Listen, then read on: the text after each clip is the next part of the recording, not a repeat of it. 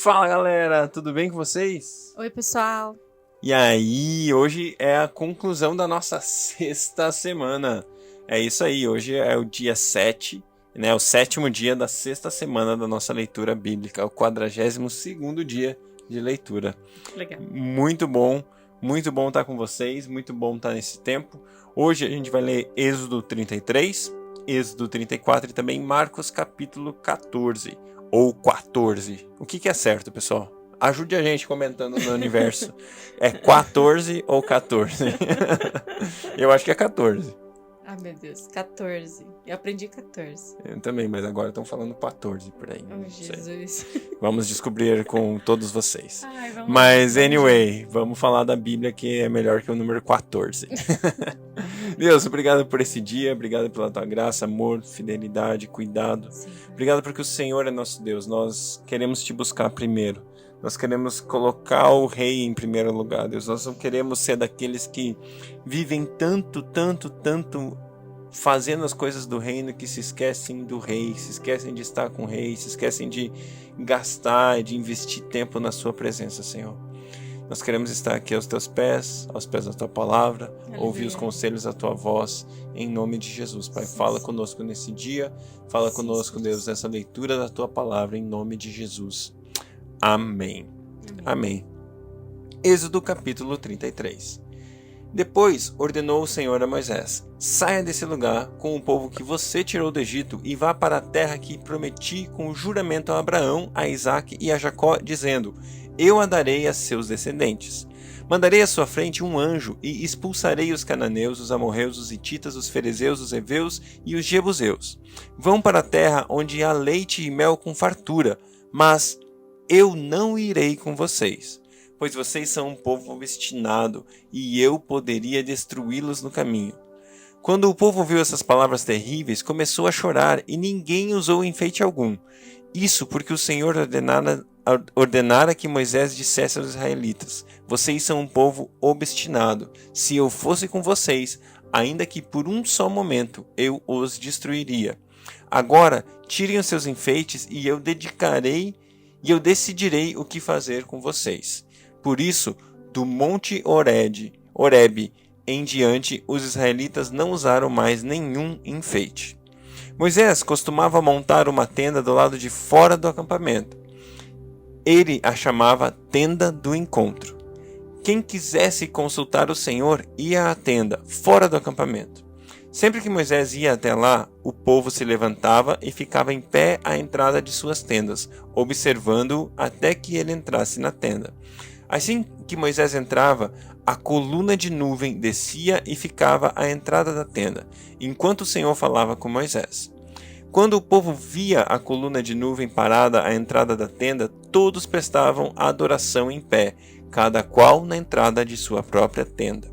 O Senhor falava com Moisés face a face, como quem fala com seu amigo. Depois Moisés voltava ao acampamento, mas Josué, filho de Num, que lhe servia como auxiliar, não se afastava da tenda.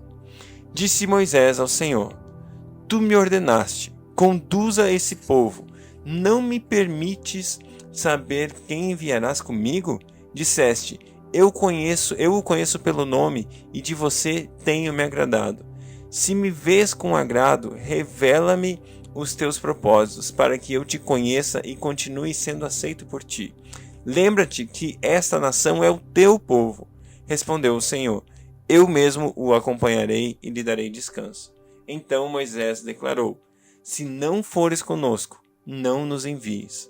Como se saberá que eu e o teu povo podemos contar com o teu favor, se não nos acompanhares? Quem mais poderá distinguir a mim e a teu povo de todos os demais povos da face da terra? O Senhor disse a Moisés: farei o que me pede, porque tenho me agradado de você e o conheço pelo nome. Então disse Moisés: peço-te que me mostres a tua glória. E Deus respondeu: diante de você eu farei passar toda a minha bondade, e diante de você proclamarei o meu nome, o Senhor. Terei misericórdia de quem eu quiser ter misericórdia, e terei compaixão de quem eu quiser ter compaixão. E acrescentou: você não poderá ver a minha face, porque ninguém pode ver e continuar vivo. E prosseguiu o Senhor: há aqui um lugar perto de mim, onde você ficará, em cima de uma rocha. Quando a minha glória passar, eu o esconderei numa fenda da rocha e o cobrirei com a minha mão até que eu tenha passado. Então tirarei a minha mão e você verá as minhas costas, mas a minha face ninguém poderá ver. Gente, eu vou fazer o comentário hoje aqui mesmo, já no primeiro capítulo, porque eu sou apaixonado por esse capítulo. Galera, eu amo o coração de Moisés aqui. Eu amo o que Moisés fala, sabe? Pensa o seguinte, pensa eu e você, pensa as nossas vidas, sabe? Eu tenho promessas de Deus para mim, eu tenho palavras de Deus para minha vida, eu tenho desejo inclusive do céu, sabe? A gente vê o céu lá, descrito em Apocalipse, ruas de ouro e bênçãos e tudo com fartura, e nada nos faltará, não teremos choro, não teremos nada, é só alegria, né? É o que a gente vê no céu. E aqui a gente vê uma imagem similar, um momento similar, onde Deus chega para Moisés e fala: vai, filho, vai, é a hora de você ir, vai para a terra prometida, vai dar tudo certo, vou mandar um anjo, mas eu não vou porque vocês se afastaram de mim, o coração de vocês é muito orgulhoso, obstinado, e eu não quero estar com vocês porque eu posso destruir vocês.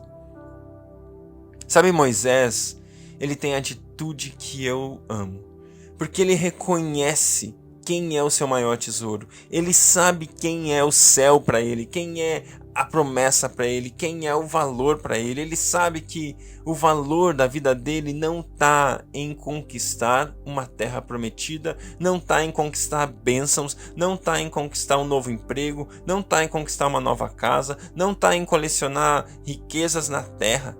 Moisés sabe porque ele viu, ele falava com Deus face a face. Imagina um momento, entrava na tenda, a nuvem descia e ele viveu a presença, ele viveu a tenda do encontro.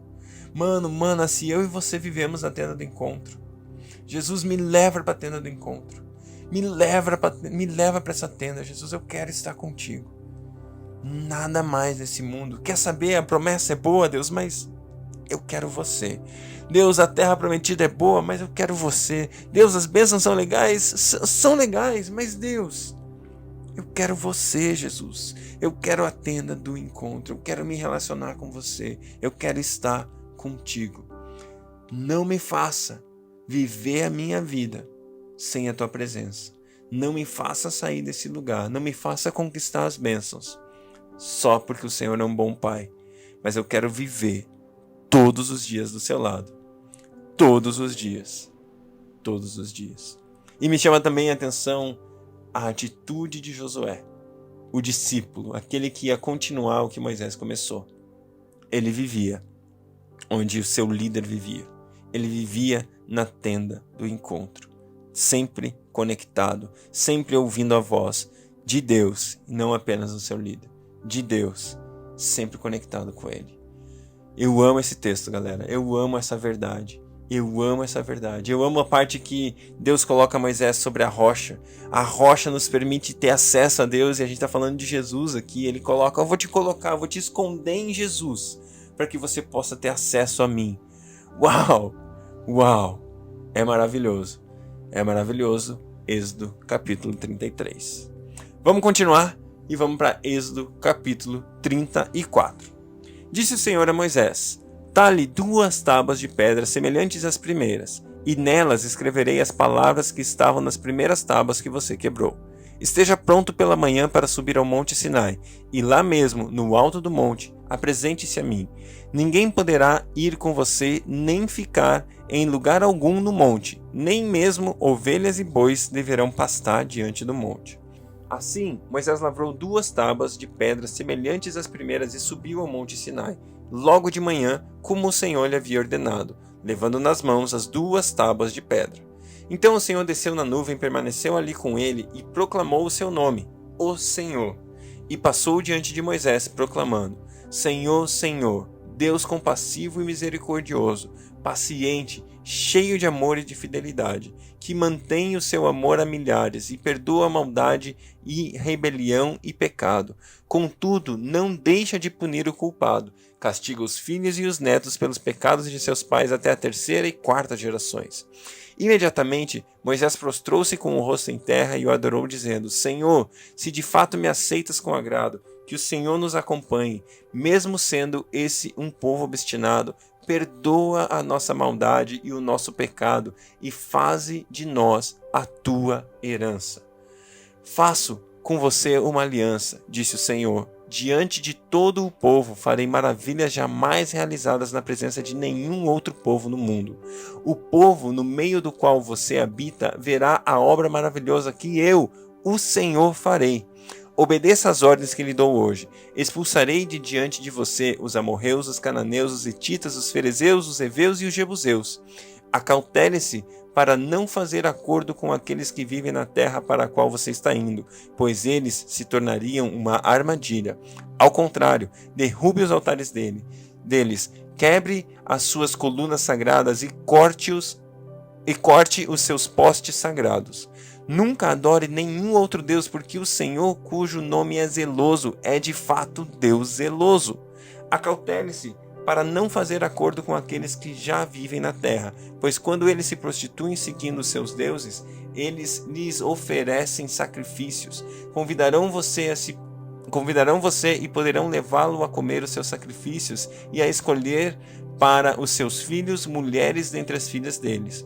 Quando elas se prostituírem seguindo os seus deuses, poderão levar os seus filhos a se prostituírem também. Não faça ídolos de metal para você. Celebre a festa dos pães sem fermento durante 7 dias, coma pão sem fermento, como lhe ordenei. Faça isso no tempo certo, no mês de Abibe, porquanto naquele mês você saiu do Egito. O primeiro a nascer de cada ventre me pertence. Todos os machos dentre as primeiras crias dos seus rebanhos, bezerros, cordeiros e cabritos. Resgate como um cordeiro cada primeiro jumentinho que nascer, mas, se não o resgatar, quebre-lhe o pescoço. Resgate todos os seus primogênitos. Ninguém compareça perante mim de mãos vazias. Trabalhe 6 dias e descanse no 7º, tanto na época de arar como na da colheita. Celebre as festas das semanas, na ocasião dos primeiros frutos da colheita do trigo e a festa do encerramento da colheita no fim do ano. 3 vezes por ano, todos os homens do seu povo comparecerão diante do soberano, o Senhor, o Deus de Israel. Expulsarei nações de diante de você e ampliarei o seu território. Quando você subir 3 vezes por ano para apresentar-se ao Senhor, o seu Deus, ninguém cobiçará a sua terra. Não me ofereça sangue de nenhum sacrifício misturado com algo fermentado, e não deixe sobra alguma do sacrifício da festa da Páscoa até a manhã seguinte. Traga o melhor dos primeiros frutos da terra ao santuário do Senhor, o seu Deus. Não cozinhe o cabrito no leite da própria mãe, disse o Senhor a Moisés. Escreva essas palavras, porque é de acordo com elas que faço aliança com você e com Israel. Moisés ficou ali com o Senhor 40 dias e 40 noites, sem comer pão e sem beber água, e escreveu nas tábuas as palavras da aliança, os 10 mandamentos. Ao descer do monte Sinai, com as tábuas da aliança nas mãos, Moisés não sabia que seu rosto resplandecia por ter conversado com o Senhor. Quando Arão e todos os israelitas viram Moisés com o rosto resplandecente, tiveram medo de se aproximar dele. Ele, porém, o chamou. Arão e os líderes da comunidade atenderam, e Moisés falou com eles. Depois todos os israelitas se aproximaram e ele lhes transmitiu todos os mandamentos que o Senhor lhe tinha dado no monte Sinai. Quando acabou de falar com eles, cobriu o rosto com um véu, mas toda vez que entrava para estar na presença do Senhor e falar com ele, tirava o véu até sair. Sempre que saía e contava aos israelitas tudo o que lhe havia sido ordenado, eles viam que seu rosto resplandecia. Então, de novo, Moisés cobria o rosto com o véu até entrar de novo para falar com o Senhor. Marcos 14. Faltavam apenas 2 dias para a Páscoa e para a festa dos pães sem fermento. Os chefes dos sacerdotes e os mestres da lei estavam procurando um meio de flagrar Jesus em algum erro e matá-lo, mas diziam: não durante a festa, para que não haja tumulto entre o povo. Estando Jesus em Betânia, reclinado à mesa, na casa de um homem conhecido como Simão, o leproso, aproximou-se dele certa mulher, com um frasco de alabastro contendo um perfume muito caro, feito de nardo puro.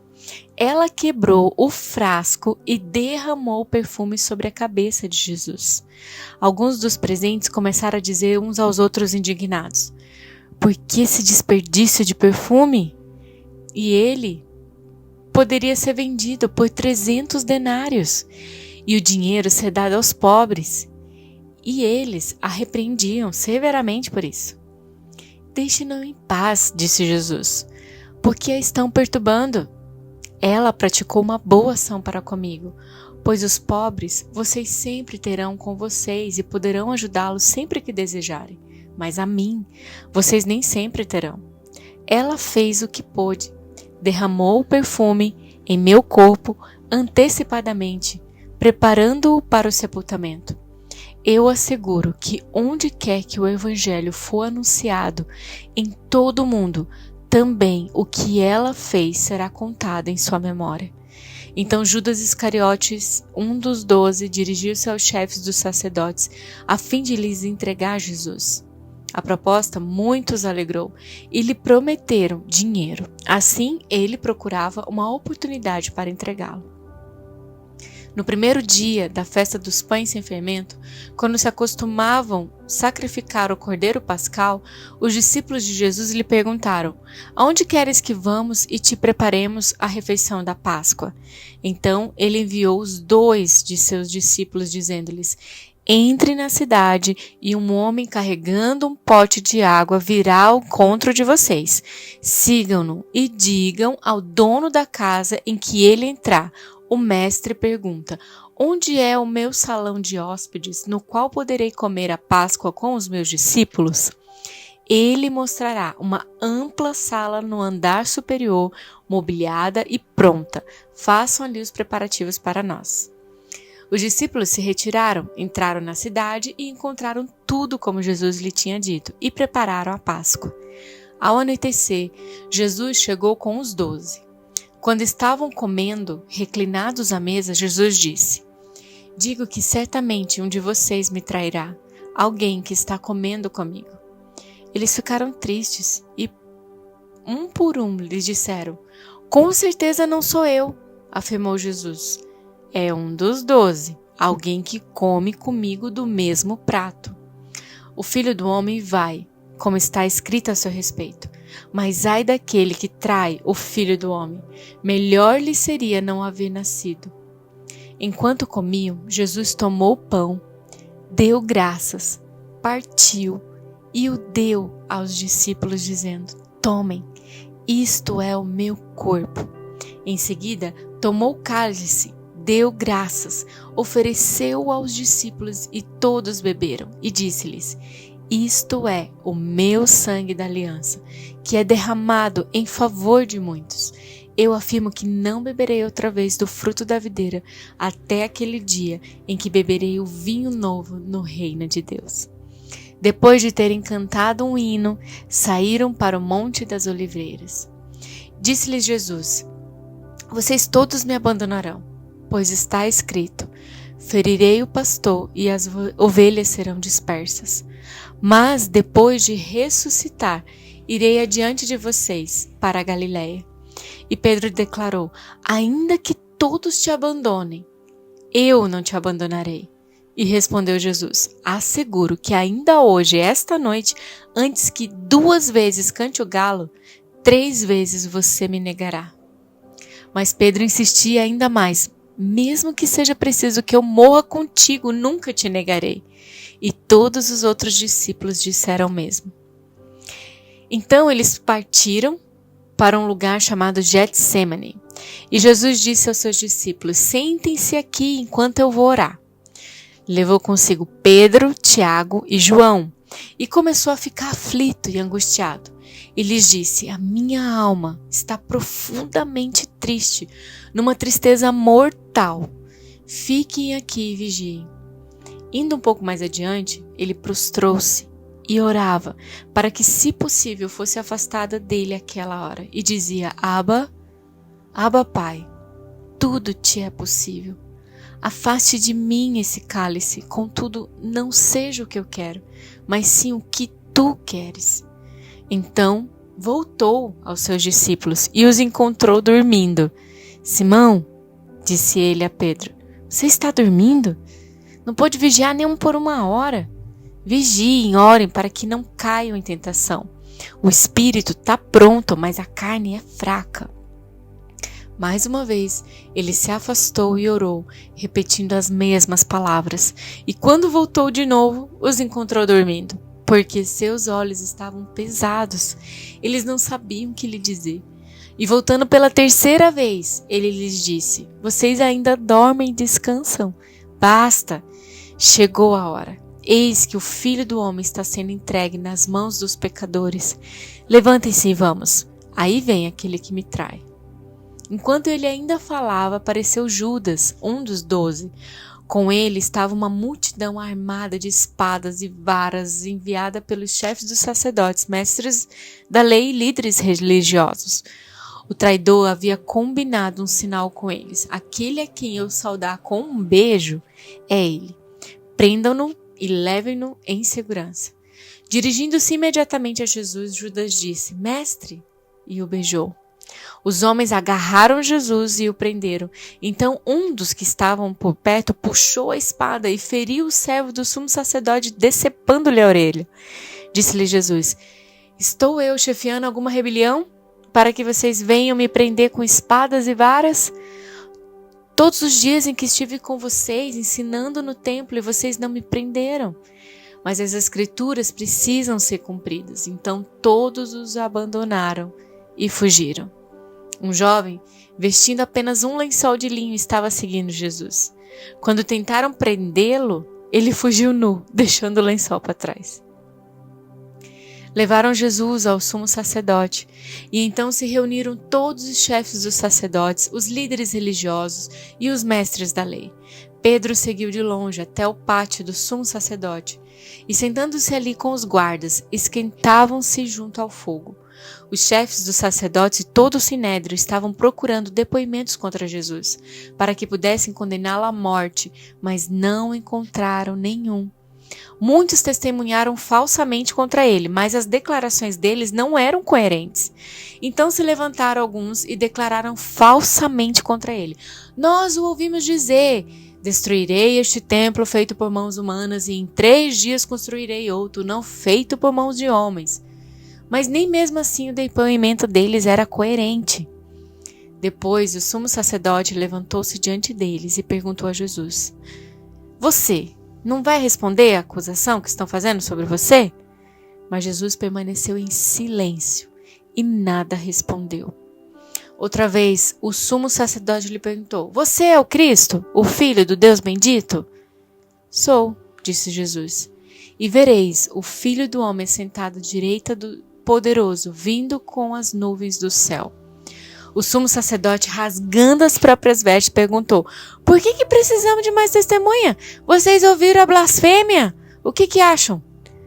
Todos o julgaram digno de morte. Então, alguns começaram a cuspir nele. Vendaram-lhes os olhos e, dando-lhes murros, diziam: profetize! E os guardas o levaram, dando-lhes tapas.